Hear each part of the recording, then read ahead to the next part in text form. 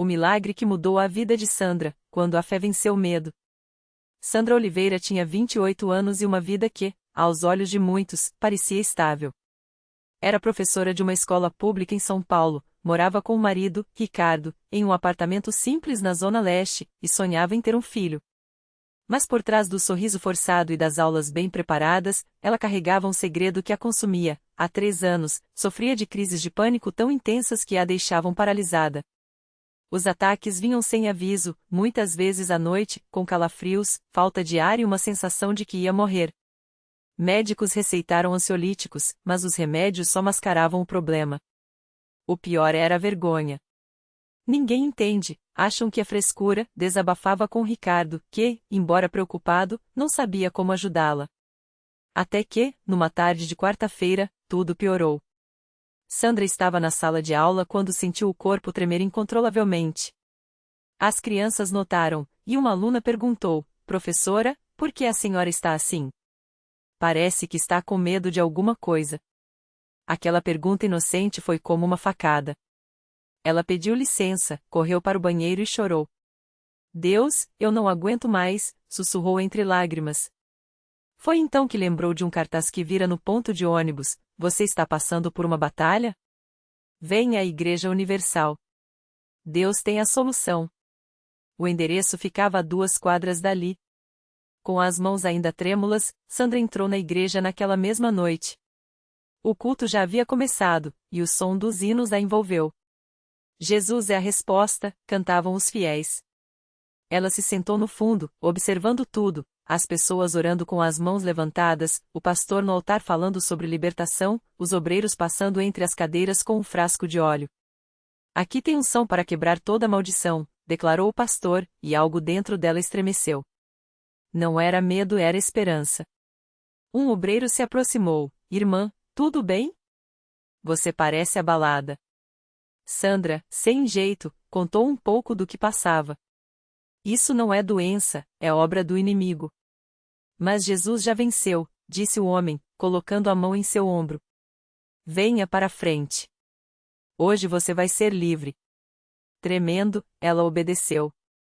No altar, o pastor a recebeu, unge sua testa com óleo e começou a orar: "Em nome de Jesus, quebra-se toda cadeia de ansiedade, todo espírito de pavor. Saia, demônio, em nome do Senhor." A congregação repetia em coro: "É assim, Senhor. Liberta, Jesus." Sandra sentiu algo estranho, como se uma pressão saísse de seu peito.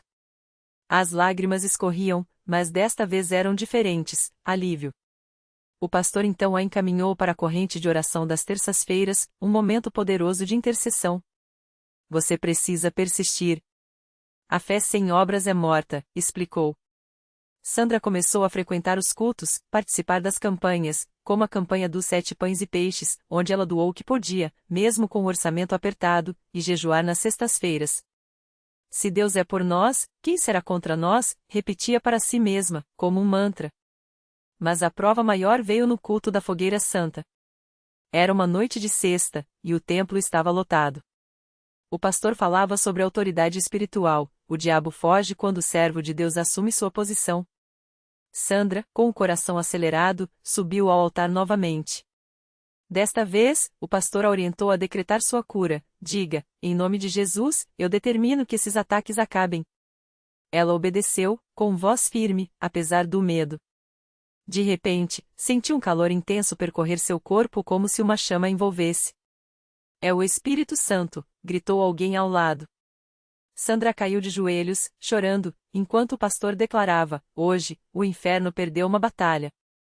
Os dias seguintes foram de expectativa. Sandra esperava que os ataques voltassem, mas nada. Uma semana se passou. 2. Um mês. Ela parou de tomar os remédios, com orientação médica, claro, e as noites, antes repletas de terror, viraram momentos de paz. Ricardo, incrédulo a princípio, agora a acompanhava aos cultos. "Você mudou, Sandra. Não é só a falta dos ataques, é como se você tivesse nascido de novo", disse ele, emocionado, depois que ela deu seu testemunho no altar, contando como Deus a havia livrado. Mas o milagre não parou por aí. Sandra e Ricardo decidiram participar da campanha do dízimo, mesmo com as contas apertadas. Deus honra quem o honra, ensinou o pastor. Em menos de 3 meses, Ricardo, que era motorista de aplicativo, recebeu uma proposta para trabalhar em uma transportadora com salário fixo e benefícios. Coincidência? Não. É Deus abençoando a obediência, comemorou Sandra. Hoje, 1 ano depois, Sandra não só está livre dos ataques como se tornou uma obreira na igreja. Ela ajuda outras pessoas que chegam com medos e angústias, compartilhando sua história. Aprendi que a fé não é só acreditar, é agir. É persistir mesmo quando tudo parece impossível. Deus não falha, mas Ele quer que a gente dê o primeiro passo. E toda vez que alguém pergunta como ela venceu, Sandra responde com um sorriso: não fui eu. Foi Jesus. E Ele pode fazer o mesmo por você. Porque na Igreja Universal, como ela mesma diz, milagre não é sorte, é direito de quem crê. A vida de Sandra e Ricardo mudou tanto que até os vizinhos começaram a notar. Antes, ela mal saía de casa, com medo de que os ataques voltassem. Agora, era comum vê-la saindo cedo, com a Bíblia debaixo do braço e um sorriso no rosto. O que aconteceu com você, Sandra? Perguntavam. E ela, sem vergonha, respondia: Deus me libertou. E se Ele fez por mim, faz por qualquer um. Um dia, uma mulher chamada Marisa, que morava no mesmo prédio, bateu à sua porta chorando. Sandra, eu não aguento mais. Meu filho está nas drogas, meu marido me traiu, e eu só penso em desistir. Sandra a abraçou forte e disse: vem comigo na igreja hoje. Não é só um culto, é um encontro com quem pode mudar tudo. Marisa relutou, mas foi. Na Universal, Marisa ouviu o bispo falar sobre a força da oração e como Deus restaura famílias. Quando chegou a hora da corrente de libertação, Sandra segurou sua mão e orou com ela. Senhor, quebra essas correntes. Devolve a paz para essa mulher. Marisa chorou tanto que mal conseguia falar. Mas algo dentro dela mudou. Uma semana depois, Marisa voltou ao templo com um rosto diferente. Meu filho ligou ontem. Disse que quer ajuda para sair das drogas. E meu marido, ele veio em casa pedir perdão. Sandra sorriu, porque já tinha visto aquele milagre antes. Isso é Deus, Marisa. Ele não muda as coisas por acaso, ele muda quando a gente dá o primeiro passo. Enquanto isso, Ricardo, que agora trabalhava na transportadora, também começou a frequentar as reuniões. Ele nunca tinha sido de falar muito, mas um dia, depois de uma pregação sobre prosperidade, decidiu fazer um propósito: doaria o primeiro salário para a obra de Deus. Se ele me deu esse emprego, eu vou confiar nele de verdade, pensou. No mês seguinte, algo inesperado aconteceu. O gerente da empresa o chamou no escritório. Ricardo, você tem sido um dos melhores motoristas aqui. A diretoria quer te promover a supervisor. Seu salário vai quase dobrar. Ele saiu do escritório tonto, com as mãos tremendo.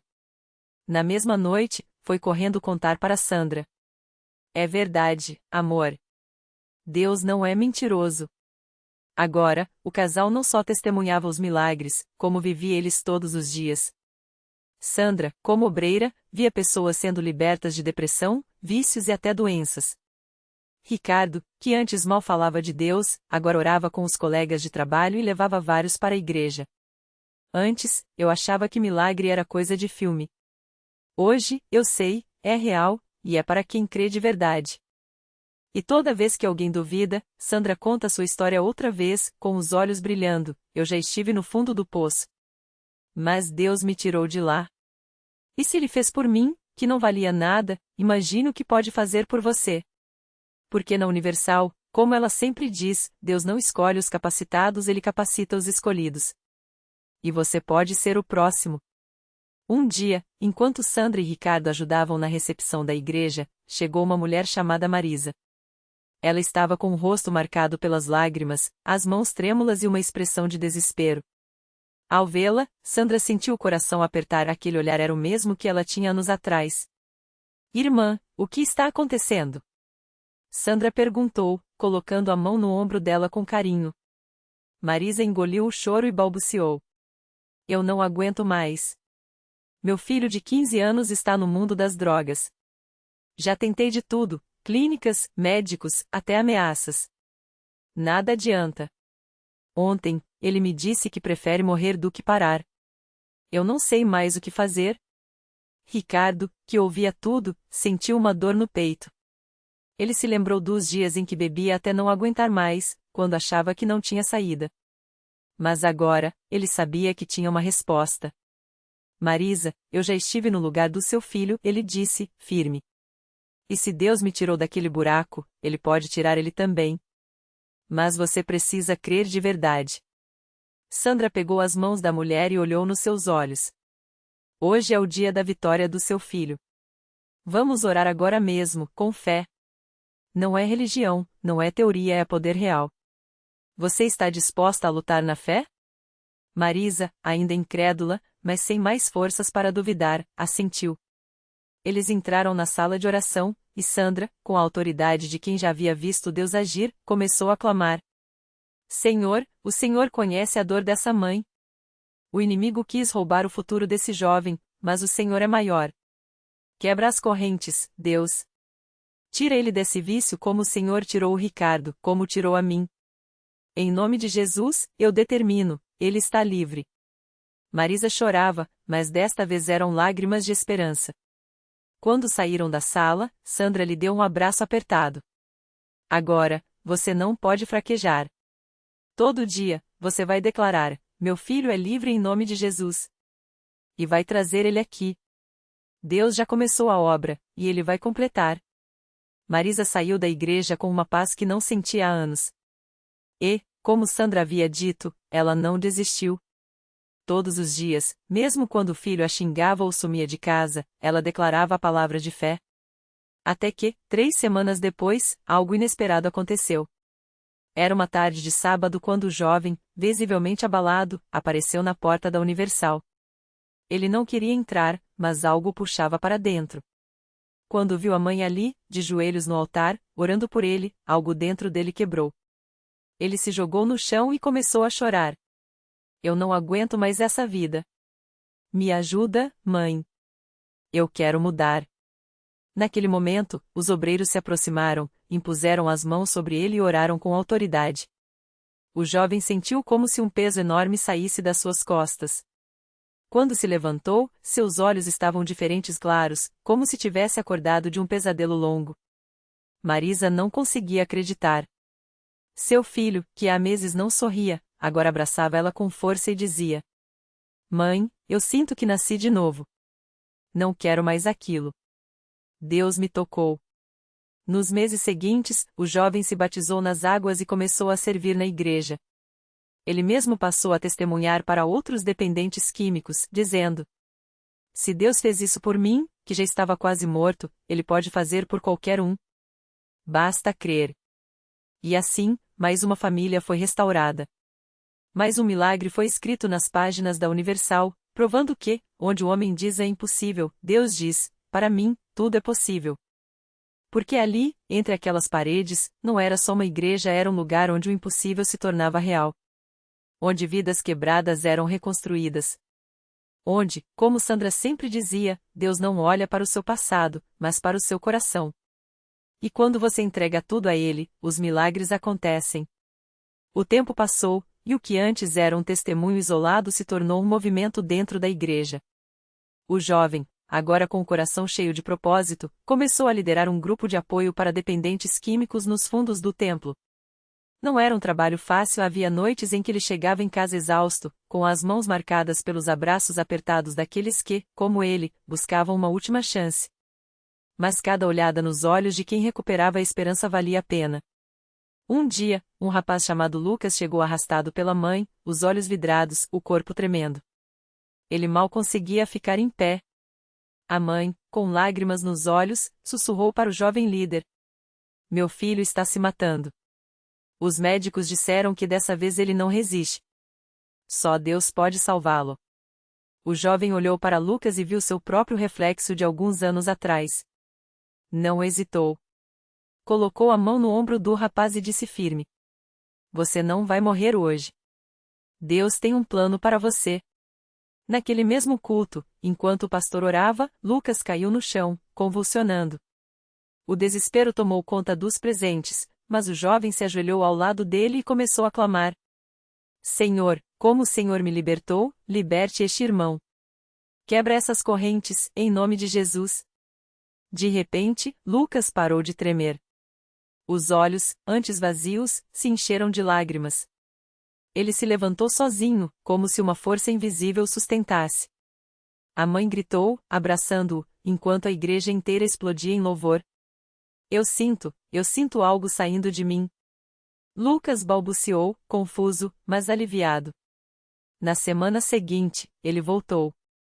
E depois mais uma vez. Em menos de um mês, estava limpo, trabalhando e ajudando outros no grupo. A mãe, que já havia perdido as esperanças, agora sorria ao ver o filho de volta à mesa de jantar, contando sobre os planos para o futuro. Mas o milagre não parou por aí. Sandra, que tanto orara pelo filho, começou a notar algo diferente no marido. Ele, que por anos havia se afastado da família por causa do vício em álcool, começou a aparecer nos cultos. Primeiro, só para observar, de longe. Depois, sentava-se nos bancos do fundo, com a cabeça baixa. Até que uma noite, durante um culto de libertação, ele se levantou e caminhou até o altar. Eu não aguento mais essa vida, confessou, com a voz quebrada. Quero ser livre. O pastor orou por ele, e ali mesmo, diante de todos, o homem quebrou em lágrimas. Nos dias seguintes, jogou fora todas as garrafas escondidas, pediu perdão à esposa e ao filho, e se batizou. A família que antes estava destruída agora se reunia todos os domingos, não mais como vítimas do passado, mas como vencedores em Cristo. E assim, o que começou como um grito de socorro de uma mãe desesperada se transformou em uma corrente de milagres. Aquela igreja, que muitos criticavam sem conhecer, era na verdade um hospital de almas. Um lugar onde o ódio se tornava amor, a escuridão se transformava em luz, e o que estava morto ressuscitava. Porque na Universal, não importava quão fundo você tinha caído, sempre havia uma mão estendida para te levantar. Sempre havia uma voz dizendo: Deus não desistiu de você. E nós também não. E enquanto as histórias como a de Sandra, seu filho e seu marido se multiplicavam, uma verdade ficava cada vez mais clara: os maiores milagres não são aqueles que vemos nos noticiários, mas aqueles que acontecem no silêncio de um coração que se rende a Deus. E ali, entre aquelas paredes, eles aconteciam todos os dias. Naquela mesma semana, enquanto Sandra ainda sentia o peso da emoção por tudo que Deus tinha feito em sua família, outra história de fé começava a se escrever nos bancos da Universal. Desta vez, era a vez de Carlos, um homem que há anos carregava uma dor que parecia não ter cura. Carlos tinha sido um pai de família, um trabalhador dedicado, até que um acidente de carro tirou dele o que ele mais amava, a filha de apenas 7 anos. A perda o destruiu. Ele se afogou no álcool, nas noites sem sono, nas brigas com a esposa que não conseguia mais reconhecê-lo. O ódio por Deus foi crescendo dentro dele como um veneno. Se ele existisse, por que teria deixado isso acontecer? Ele se repetia, todas as noites, olhando para a foto da menina no criado mudo.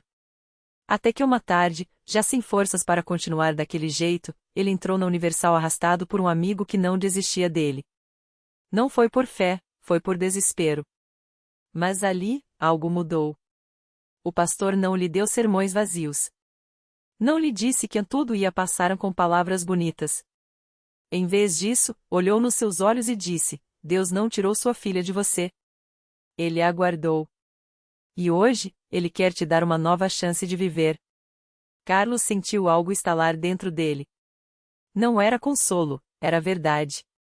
Uma verdade que doía, mas que também trazia uma luz que ele não via há anos. Naquela noite, durante a corrente de oração, ele chorou como nunca. Não foram lágrimas de fraqueza, foram lágrimas de um homem que finalmente permitia que Deus tocasse sua ferida. E quando o pastor impôs as mãos sobre ele, Carlos sentiu algo sair de dentro dele, uma dor antiga, um peso que ele carregava há tanto tempo que já nem sabia mais como era viver sem ele. Nos dias seguintes, Carlos começou a frequentar a igreja não mais por obrigação, mas por necessidade. Ele ainda sentia saudade da filha, mas agora essa saudade não o destruía. Ele começou a sonhar novamente. Arrumei um emprego, reconquistou a confiança da esposa, e, o mais surpreendente, passou a ajudar outros homens que, como ele, estavam perdidos na dor. Eu não entendo como Deus faz, mas eu sei que Ele faz, ele dizia aos que chegavam desanimados. Se Ele pode me tirar do fundo do poço, pode tirar qualquer um. E assim, mais um milagre se somava àqueles que já enchiam os corações daqueles que acreditavam. Porque na Universal, não era sobre religião, era sobre encontro. Não era sobre regras, era sobre transformação. E cada vida que se levantava daquelas cadeiras era a prova de que, quando Deus entra na história de uma pessoa, nada fica igual. As críticas continuavam do lado de fora, como sempre. Mas dentro daqueles muros, o que importava eram as vidas sendo reconstruídas. Era o cheiro de café depois dos cultos, os abraços apertados entre irmãos que se tornavam família, as orações que não terminavam quando o culto acabava, porque a fé não tinha horário. E se alguém duvidava, bastava olhar para Sandra, que agora sorria ao lado do marido e do filho curado. Bastava ouvir Carlos, que trocou o copo de cachaça pela Bíblia e pelo serviço ao próximo. Bastava sentir o ar carregado de esperança que só existe onde Deus está agindo. Porque milagre não é só o que os olhos veem. Milagre é o que o coração sente quando, depois de tanto tempo no escuro, finalmente enxerga a luz.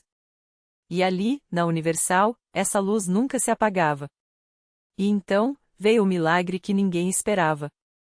Era uma tarde comum quando Maria, a mulher que há anos carregava no rosto as marcas de um acidente que lhe roubara a autoestima, entrou na igreja com os olhos baixos, como sempre. Mas naquela noite, algo mudou. Enquanto as mãos se uniam em oração, ela sentiu um calor estranho percorrer seu corpo, como se dedos invisíveis tocassem suas cicatrizes. Quando abriu os olhos, o espelho do banheiro da igreja refletiu não apenas um rosto renovado, mas uma alma livre. As marcas ainda estavam lá porque milagre não apaga o passado, mas o transforma. Agora elas contavam uma história de vitória, não de dor. Ao seu lado, o pastor sorriu, sem surpresa. Deus não muda as circunstâncias só para nos impressionar, disse baixinho.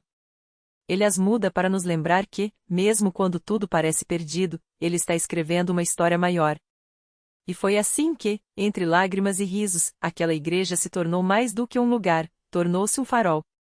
Porque milagre não é apenas o momento em que o impossível acontece, é a coragem de acreditar que, depois da tempestade, o sol ainda brilha. É a certeza de que, mesmo quando o mundo diz a não, Deus sussurra: espere. Porque a vida não é sobre esperar o milagre, é sobre se tornar um. E ali, entre paredes simples e corações complexos, eles aprenderam: a fé não move montanhas.